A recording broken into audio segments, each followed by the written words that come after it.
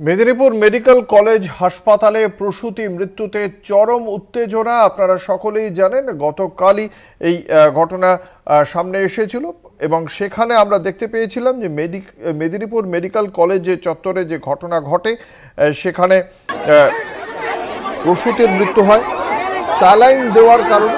সেটাই সেই অভিযোগই ওঠে। একজন প্রসূতির মৃত্যু হয়, বাকিরা এখনো পর্যন্ত হাসপাতালে আশঙ্কাজনক অবস্থায় চিকিৎসাধীন। সেই ঘটনারই প্রতিবাদ জানাতে আজকে বামপন্থী বেশ কয়েকটি সংগঠনের কর্মী সমর্থকরা হাসপাতালের সামনে বিক্ষোভ প্রদর্শন করেন। তাদের সঙ্গে ছিল কংগ্রেসের কর্মী সমর্থকরাও। বিশদে জানবো পরিস্থিতি সম্পর্কে। আমাদের সঙ্গে রয়েছেন আমাদের প্রতিনিধি সঞ্জীব দাস। সঞ্জীব, এই মুহূর্তে কি পরিস্থিতি?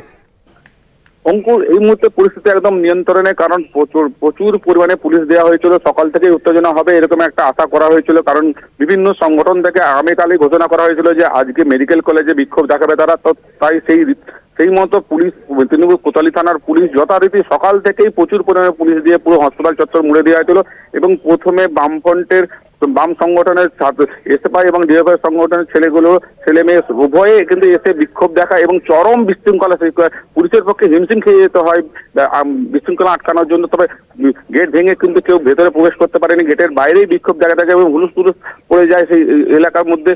পুরো আতঙ্ক দেখা দেয় এবং তারপরে ওদের বাম সমর্থকরা চলে যাওয়ার পর আবার কংগ্রেসরা এসে ওরাও বিক্ষোভ দেখায়। তবে কংগ্রেসের লোক সংখ্যা ছিল কম, কিন্তু সেই তুলনায় বাম সমর্থকদের লোক সংখ্যা প্রচুর পরিমাণে থাকায় পুলিশকেও বেশ ভালো রকম বেগ পেতে হয়। অঙ্কুর, এই মুহূর্তে পরিস্থিতি মানে এই চত্বরে কি মাঝখানে তুমি জানাচ্ছিলে দর্শকদের যে কংগ্রেসের কিছু কর্মী সমর্থক ফের জড়ো হয়েছে হাসপাতালের সামনে, তারা কি এখনো পর্যন্ত রয়েছে?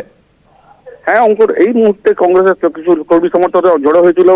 তবে এই মুহূর্তে তারা বিক্ষোভ দেখিয়ে তারা এই মুহূর্তে তার সামনেই কংগ্রেসের পার্টি বেস আছে হসপিটালের পাশেই, তো পার্টি বেসে চলে যায়। কিন্তু এই মুহূর্তে আর গেটের সামনে কোনো লোক নেই কংগ্রেসের বা অন্যান্য প্রসূতিরা আশঙ্কাজনক অবস্থায় চিকিৎসাধীন ছিলেন, তাদের শারীরিক পরিস্থিতি সম্পর্কে তার পরিবার বা হাসপাতাল কর্তৃপক্ষ তারা কি জানাচ্ছে? দেখো অঙ্কুর, যেটা জানা যাচ্ছে এখনো পর্যন্ত হাসপাতাল কর্তৃপক্ষ সেরকম ভাবে কিছু মুখ খুলতে যাচ্ছে না। যেহেতু কলকাতা থেকে একটা প্রতিনিধি দল এসেছে 13 জনের মধ্যে 11 জন অলরেডি চলে এসে মিটিং করছে। অলরেডি 2-2.5 ঘন্টা হয়ে গেল মিটিং, এখনো পর্যন্ত তারা আসছে।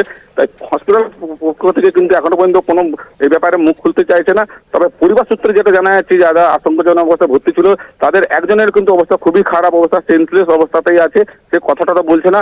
এই পর্যন্ত এখন পর্যন্ত জানা গেছে পরিবার সূত্রে। ধন্যবাদ। আমাদের সঙ্গে ছিলেন আমাদের প্রতিনিধি সঞ্জীব দাস।